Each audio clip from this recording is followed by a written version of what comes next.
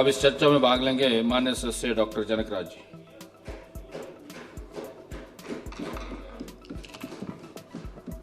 धन्यवाद सभापति महोदय, आपने मुझे बजट अनुमान 2026-27 की सामान्य चर्चा में भाग लेने का मौका दिया। सभापति महोदय, मैं आज यहाँ हिमाचल के भविष्य की पीड़ा को व्यक्त करने के लिए खड़ा हुआ हूँ।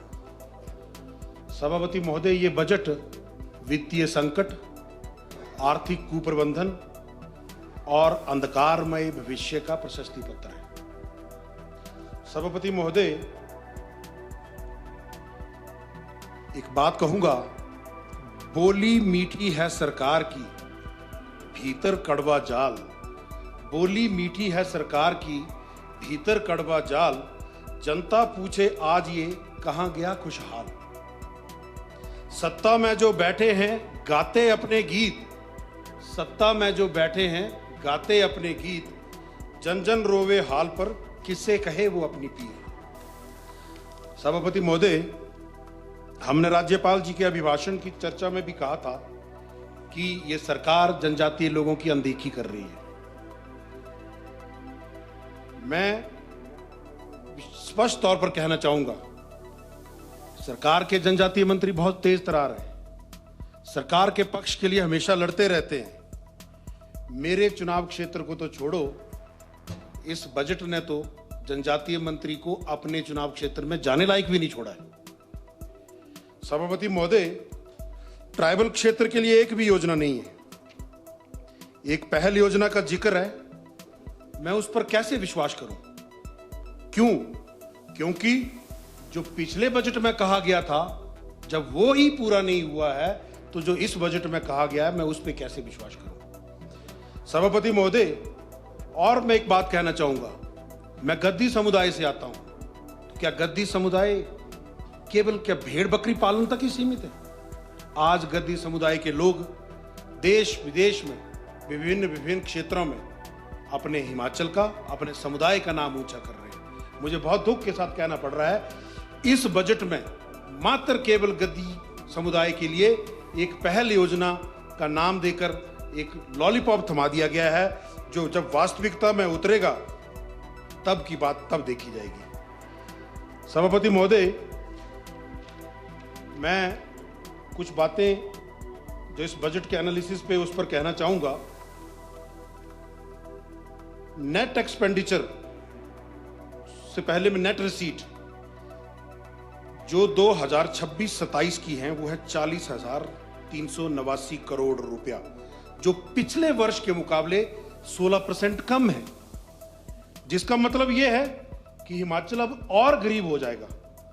और ये बजट अनुमान में जो आपने दर्शाया है, आपके पिछले वर्ष के आंकलन के हिसाब से 12% अधिक खर्चा जो है वो आपने रेवेन्यू एक्सपेंडिचर पर किया है, और कैपिटल आउटले के लिए आपने 3,090 करोड़ इस बार के बजट में प्रस्तावित किया, जो पिछले वर्ष के मुकाबले 70% कम है। इसका स्पष्ट मतलब है कि हिमाचल में विकास रुक गया है, हिमाचल में अब विकास नहीं होने वाला। जो सड़क टूटी है वो टूटी रहेगी, जो बिजली का पोल टेढ़ा है वो टेढ़ा रहेगा, जो असुविधा लोगों को हो रही है लोग उसी असुविधा में रहने वाले हैं। आपने इस साल के बजट में सैलरी में जो पिछले वर्ष प्रपोज किया था, आपने 16,635 करोड़ प्रपोज किया था, पर आपका रिवाइज्ड एक्सपेंडिचर हो गया 42,170 करोड़, जो लगभग 153% अधिक था आपके आंकलन से। मैं पूछना चाहूंगा, कौन वो अर्थशास्त्री हैं जिनके ये आंकलन इतने 100% से 5-10% वेरिएशन एक्सपेक्टेड है, होती है, परंतु 153% वेरिएशन। फिर अब मेरे से पहले के वक्ता ने कहा कि हिमाचल ग्रामीण है और हिमाचल की ग्रामीण अर्थव्यवस्था है, गांव में लोग रहते हैं। इस बार के बजट में तो आपने ग्रामीण और रूरल डेवलपमेंट के लिए तो बजट कम कर दिया। और एक बात कहूं, ये बार बार कहते हैं कि केंद्र सहयोग नहीं कर रहा। ये बजट में ही मेंशन्ड है कि 48% रेवेन्यू जो है वो हिमाचल प्रदेश अपने संसाधनों से जुटाएगी और 52% रेवेन्यू वो केंद्र सरकार की विभिन्न विभिन्न योजनाओं में आएगा। सभापति महोदय, जब आगे चलें तो कुछ बातें मैं अपने चुनाव क्षेत्र के संदर्भ में कहना चाहूंगा। मेरे वहां पर एक सीएससी चूड़ी है, भवन जर्जर हो चुका है, एक चिकित्सक है और पिछले अनेकों वर्षों से वहां दंत चिकित्सक का पद खाली है। सीएससी होली में डॉक्टर्स के अधिकतर पद खाली हैं, स्टाफ नर्सेस के पद खाली हैं। सीएससी भरमौर में डॉक्टर्स के 10 पद खाली हैं। पांगी में भी इससे भी बदतर हालात है। पीएससी जगत मांदा में स्टाफ की कमी है और हालात ये हैं कि पांगी में गर्भवती महिलाओं को या बीमार व्यक्तियों को अपना एक अल्ट्रासाउंड करवाने के लिए या तो जम्मू जाना पड़ता है या तो 200 किलोमीटर 150 किलोमीटर दूर कुल्लू या मंडी या नेरचौक तक आना पड़ता है। भरमौर में भी परिस्थितियां ये हैं, महिलाओं को, बीमार लोगों को 100-150 किलोमीटर एक अल्ट्रासाउंड करवाने के लिए ट्रैवल करना पड़ता है। सभापति महोदय, कुछ बातें मैं पिछले बजट से करना चाहूंगा क्योंकि जो इस बजट में कहा गया है वो पूरा होगा कि नहीं होगा वो बातें तब मैं मानूंगा जब पिछले बजट की कुछ बातें मैं आपके समक्ष कहना चाहूंगा। मत्स्य पालन को इस बजट में केवल देहरा और नदौन तक सीमित कर दिया कि पूरा हिमाचल अब देहरा और नदौन जाएगा मछलियां पकड़ने, और जगह के मत्स्य पालन नहीं है। और मेरे जनजातीय लोगों को आपने राजीव गांधी स्वरोजगार योजना का कोई लाभ नहीं दिया। मेरे लोग भी राजीव गांधी जी के बारे में जानना चाहते हैं, क्यों आपने उनसे राजीव गांधी जी का नाम छुपा के रखा है। वहां पर भी किसी व्यक्ति को लाभ दें। और मैं पूछूंगा सरकार से और सरकार के सब प्रतिनिधियों से कि इन 3 वर्ष 3 महीने के कार्यकाल में आपने कितनी डीपीआर, कितने प्रोजेक्ट केंद्र सरकार के पास भेजे जो स्वीकृत नहीं। आरोप लगाना तो बहुत आसान है, यहां सदन में बैठ के चर्चा करना बहुत आसान है, परंतु हिमाचल के हितों के लिए कितनी बार कितने प्रोजेक्ट आपने, मैं चाहूंगा कि सरकार जब बजट पर जवाब दे तो इस बात का भी विशेष उल्लेख करें। सभापति महोदय, पिछले बजट में, हालांकि मेरे से पूर्व के वक्ताओं ने इस विषय को कहा है, लिखित है पॉइंट नंबर 21 पे 31 मार्च 2026 तक हिमाचल ग्रीन स्टेट होगा। अभी 7 दिन है, क्या पता 7 दिनों में कोई कायापलट हो जाए। पॉइंट नंबर 31 में कहा था कि भेड़ पालकों के माइग्रेटरी रूट्स को जीपीएस टैग किया जाएगा, जो शायद इस बार भी है। जब मैंने इन बजट बुक को पढ़ा, देखा, तो मुझे काफी कुछ चीजें ऐसी लगी जो पिछले बार के कट कॉपी एंड पेस्ट है। जो पिछली बार भी कहा गया था वो सेम इस बार भी रिपीट किया गया था। बूल फेडरेशन के लिए 50 लाख रुपए देने की घोषणा हुई थी। मैं चाहूंगा कि बजट का जब जवाब आए तो उसमें इस बात की चर्चा हो। फिर कहा गया था कि निवेशकों को बुलाया जाएगा, पॉइंट नंबर 64 पे 3 स्टार 4 स्टार 5 स्टार होटल खोले जाएंगे। कितने निवेशक आए आप बताइए। जो निवेशक हिमाचल में थे उल्टा वो भी भागने लगे हैं अब तो। फिर एक बात कही गई, धार्मिक पर्यटन में हम प्रथम चरण में चिंतपूर्णी, दियोटसिद्ध इनका उद्धार करेंगे। अगर मैं सरकार से आग्रह करता हूं, अगर सरकार ने अपना पहला चरण उठा लिया है तो दूसरे चरण में भरमौर के 84 मंदिर, त्रिलोकीनाथ मंदिर और जो ब्रिजेश्वरी मंदिर, दूसरे चरण में जो आपने सुधार करने का वायदा पिछले बजट में किया था, कृपया करके उसको करें। सभापति महोदय, हमने बार बार पर, एक बार नहीं अनेकों बार, अनेकों बैठकों में मणिमेश यात्रा को प्रसाद योजना में डालने के लिए आग्रह किया। अभी 4 महीने बाद फिर से मणिमेश यात्रा शुरू होने वाली है। पिछले वर्ष के अनुभवों से भी हमने कुछ नहीं सीखा है। इस बार भी हमने अभी तक कोई तैयारियां उस पर नहीं की हैं, ना ही उसका कोई कहीं इस बजट में।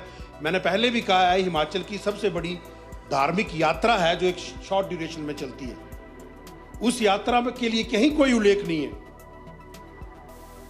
मैं तो आग्रह करता हूं सरकार को और सरकार के सब प्रतिनिधियों को आमंत्रित करता हूं, 84 मंदिर आए, दर्शन करें, भोलेनाथ का आशीर्वाद लें। नुआला मैं लगा दूंगा। सभापति महोदय, यहां बार बार एक बात कही जाती है कि आर्टिकल 275 कॉन्स्टिट्यूशन ऑफ इंडिया हमें रेवेन्यू डेफिसिट ग्रांट। मुझे लगता है शायद इन लोगों ने इसको गलत तरीके से पढ़ लिया है, क्योंकि रेवेन्यू जो आर्टिकल 275 है उसमें विशेष तौर पर 2 लाइनें मैं पढ़ना चाहूंगा। The state, with the approval of Government of India, for the purpose of promoting welfare of tribal in the state or raising the level of administration in the tribal areas, therein to that of the administration of the rest of area of the state. क्या ये संतुलन मेरे चुनाव क्षेत्र में है, जहां पर मैं बार बार प्रत्येक बैठकों में कहते आया हूं कि अधिकारियों के पद खाली हैं, ये विकास की बातें कर रहे हैं, किसान की सुविधाओं की बातें कर रहे हैं, ये बढ़ाने की बात कर रहे हैं, परंतु लोग जाएं तो जाएं किसके पास? अपनी समस्याओं को लेकर या सरकार की किसी योजना का लाभ लेने के लिए अगर उनको जाना है तो किसके पास जाएं? क्या कुर्सी टेबल के पास जाएं? सभापति महोदय, मुझे बहुत दुख के साथ ये कहना पड़ रहा है, किसी भी सरकार की, वो चाहे ये वर्तमान सरकार है, चाहे पूर्व की सरकारें हैं, चाहे केंद्र की किसी भी राज्य की सरकार है, जब भी सरकार कोई अव्यवहारिक चुनावी लोक लुभावनी घोषणाएं करती है तो उसका सबसे ज्यादा नुकसान हम जैसे पिछड़े चुनाव क्षेत्र के लोगों को उठाना पड़ता है। उसमें चाहे भरमौर है, चाहे पांगी है, चाहे किन्नौर है, चाहे लाहौल स्पीति है, क्योंकि विकास के लिए पैसा नहीं बचता है, कैपिटल आउटले के लिए आपके पास कोई पैसा नहीं बचता, जो आज हमारे साथ हो रहा है। और जो परिस्थितियां स्वास्थ्य विभाग में आज हैं, मैं स्पष्ट तौर पर कह रहा हूं, आज हिमाचल का एक गरीब आदमी अपना जेवर, अपना घर, अपनी जमीन गिरवी रख के इलाज करवा रहा है। आप परिस्थितियां पता करें, पिछले 1.5 साल से आईजीएमसी शिमला में कार्डियक सर्जरी बंद है। कभी किसी ने पूछा क्यों बंद है? मैं इसी सदन के माध्यम से मैं अपने चुनाव क्षेत्र के एलमी, कलौंस, गिरड़, ग्रौंडी, कैला, ज्योटी, धार, गरोड़ा की गुआड़, कुंडी, अंदरौंद, प्यूरा, मंडारा, समोट, सिरना, दाड़वी, लकड़ा, कीड़ा, रामबो, कुलाल, चसक बटौरी के सब लोगों से कहना चाहता हूं कि आपको सड़क की सुविधा नहीं मिलने वाली है, क्योंकि सरकार के पास पैसा ही नहीं बचा है, क्योंकि सरकार बजट में खुद स्वीकार कर रही है कि जितना हमारे पास पैसा है, जितना हम पैसा कर्ज से और अन्य संसाधनों से जुटा रहे हैं, उससे ज्यादा पैसा हमें अपना कर्ज चुकाने के लिए चाहिए। स्वास्थ्य का यह हाल है, बड़ी बड़ी मशीनें खरीदने पर जोर दिया जा रहा है, मूलभूत सुविधाओं की कमी है। अस्पतालों की भीड़ कैसे कम हो, कैसे मरीजों की प्रतीक्षा सूची कम हो, कैसे मरीजों को सम्मानजनक तरीके से निजता के अधिकार का हनन न होते हुए इलाज मिले, इस पर कहीं कोई बात नहीं है। बार बार एक बात कही जा रही है, रोबोटिक सर्जरी। हिमाचल प्रदेश में रोबोटिक सर्जरी की बड़ी बार बार हर प्रत्येक सदन और प्रत्येक जगह इसकी चर्चा हो रही है। मैं बताना चाहूंगा सभापति महोदय, पेशे से चिकित्सक हूं, इस नाते इस विषय पर जानकारी रखता हूं। एम्स दिल्ली जो देश का सबसे बड़ा स्वास्थ्य संस्थान है, जिसका वार्षिक बजट लगभग 5,500 करोड़ रुपया है, इतना बजट तो पूरी स्टेट का स्वास्थ्य का नहीं है। इस बार हमारा 2,861 करोड़ रुपया है। हमारे स्टेट के पूरे हेल्थ बजट से लगभग 2 गुना बजट एम्स का है। एम्स ने भी नवंबर 2024 में एक रोबोट खरीदा, वो भी ट्रेनिंग पर्पस के लिए, और यहां बात की जा रही है कि हम जिला स्तर तक रोबोटिक सर्जरी को ले जाएंगे। इसके पीछे क्या कारण है वो सब जानते हैं। इसके बाद मैं बात कहूंगा, पीजीआई चंडीगढ़ में अभी कुछ महीने पहले ही रोबोट लिया गया यूरोलॉजी सर्जरी के लिए, और पीजीआई ने एक पॉलिसी बनाई कि हम मेक इन इंडिया प्रोडक्ट लेंगे। सरकार कोई भी हो, किसी भी विचारधारा की हो, परंतु कोई भी सरकार भारत के संविधान से ऊपर नहीं है। जब तक हम मेक इन इंडिया का, भारत की आत्मा का सम्मान नहीं करेंगे, तो हमें यहां पे बार बार जय हिंद कहने की आवश्यकता नहीं है, क्योंकि हमारी कथनी और करनी में क्या अंतर है वो स्पष्ट तौर पर हमें दिख रहा है। सभापति महोदय, कागज ऊपर राज है, नीचे सूखा गांव। कागज ऊपर राज है, नीचे सूखा गांव। कबीर कहे सरकार से, कहां गया वो ठाव। आज हिमाचल डेब्ट ट्रैप में फंस गया है। विकास के लिए कोई पैसा नहीं है, और विकास से तो सरकार को इतनी नफरत हो गई है कि विकास नाम के लोगों को धक्के लगा दिए जा रहे हैं। अभी कुछ दिन पहले एक पत्रकार को धक्का लगा दिया गया था। आज सरकार स्वयं स्वीकार कर रही है, ये मैंने पहले भी कही ये बात, कि हमारी आमदनी से ज्यादा पैसा हमें कर्ज के मूलधन और ब्याज चुकाने में लगेगा। तो मैं सरकार से पूछना चाहता हूं, कैसे सड़कें बनेंगी, कैसे विकास होगा, कैसे अस्पताल सुधरेंगे, स्कूलों की व्यवस्था कैसे सुधरेगी। मेरे से पूर्व के एक वक्ता ने कल कहा, इस तरफ ध्यान गया तो मुझे बात याद आई कि कोरोना काल में डॉक्टर्स ऐसे फेंकते थे। मैं स्पष्ट तौर पे कहना चाहूंगा, अगर आज हम लोग जिंदा हैं तो उन्हीं डॉक्टर्स की वजह से जिंदा है। डॉक्टर्स के प्रति ऐसी अपमानजनक टिप्पणी ये स्वीकार्य नहीं है। मैं चाहूंगा कि रिकॉर्ड में संशोधन कर लिया जाए। सभापति महोदय, आज की परिस्थितियों में हिमाचल सरकार के पास दो रास्ते हैं। पहला आर्थिक अनुशासन, दूसरा राजनीति। और मुझे बहुत दुख के साथ कहना पड़ रहा है, हिमाचल सरकार ने ऐसे संकट के समय में भी राजनीति को चुना और हिमाचल के भविष्य को अंधकार में धकेलने का प्रयास किया। इतिहास के कंधों पर सवार होकर आप हिमाचल के भविष्य, उज्जवल भविष्य, युवाओं के उज्जवल भविष्य की चिता जो जला रहे हैं, उसके लिए हिमाचल आने वाले समय में आपको माफ नहीं करेगा। 3 वर्षों से अधिक समय से युवा नौकरी के इंतजार में आयु सीमा को पार कर रहे हैं। एक और चीज मुझे इस बजट में नहीं पढ़ने को मिली, अति गरीब। मैं सरकार से विशेष तौर पर जब सरकार जवाब देगी, मैं पूछना चाहूंगा कि ये अति गरीब की परिभाषा क्या है।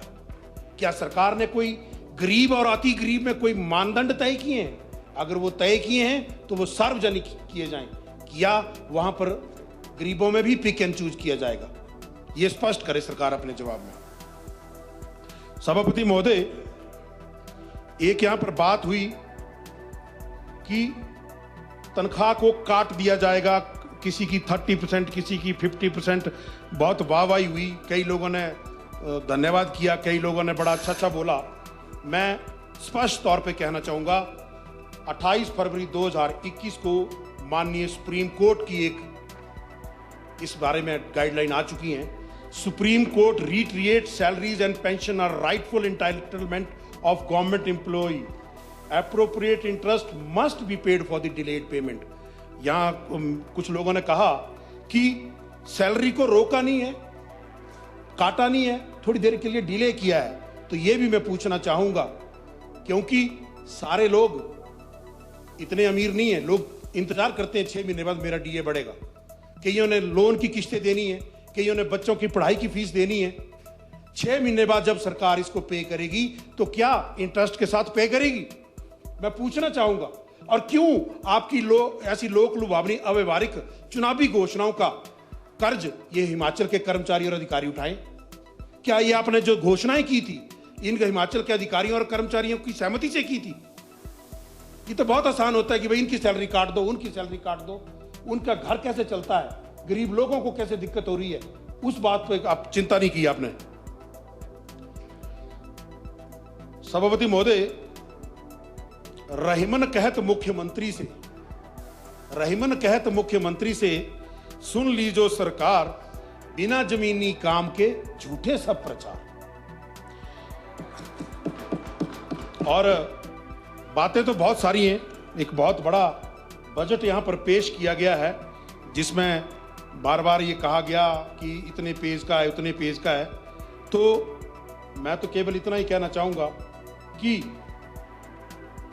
एक बात ने मुझे बड़ा अचंभित किया, हिमाचल में प्रति व्यक्ति आय बढ़ रही है। हिमाचल, इसका मतलब है हिमाचल के लोग अमीर हो रहे हैं, परंतु हिमाचल गरीब होता जा रहा है। इसका कारण जानना चाहूंगा। सभापति, मुझे बस आखिरी पृष्ठ पे आ रहा हूं। रहीम जी कहते हैं, अपनी पहुंच बिचारी के, रहीम जी कहते हैं, अपनी पहुंच बिचारी के कर्तव्य करिए दौर, तेते पांव पसारिए जेती लांबी सौर। और आपने इस चादर में मित्रों को तो ढक लिया और पूरे हिमाचल को इस चादर से बाहर कर दिया। सभापति महोदय, एक कहावत है जो हमारे हिमाचल में कही भी जाती है कि पल्ले नहीं धेला तो चढ़ना रेला। पैसे हैं नहीं हमारे पास, फिर हम बात कर रहे हैं कि हम ये भी कर देंगे, हम वो भी कर देंगे, हम ऐसा भी कर लेंगे, वैसा भी कर लेंगे। सभापति महोदय, जब जेब खाली हो तो अपनी घोषणाओं का बोझ जनता पर नहीं लादना चाहिए। पहले व्यवस्था संभालें, फिर हम विकास की बात करें। और सत्ता पक्ष की ओर से ये बजट का जो समर्थन करने का जो ये भाषण ये लोग दे रहे हैं, ये बजट का समर्थन नहीं है, ये इनकी राजनीतिक विवशता है। और ये जो तालियां ये जो बजा रहे हैं, ये तालियां इनकी वफादारी की तालियां हैं। अध्यक्ष सभापति महोदय, मैं आपसे आग्रह करता हूं, अगर सत्ता पक्ष को आप ये अनुमति दें, इनको बोलने की आजादी दें, तो इस बजट की खामियां सबसे पहले यही लोग गिनाने वाले हैं। परंतु इनकी तो मजबूरी है, प्लीज बाइंड अप, प्लीज। इनको तो समर्थन करना है, क्योंकि अगर आज भी आप अपनी अंतरात्मा की आवाज नहीं सुनेंगे तो आने वाले समय में इतिहास लिखेगा कि आपने अपनी सत्ता के प्रति वफादारी साबित करने के लिए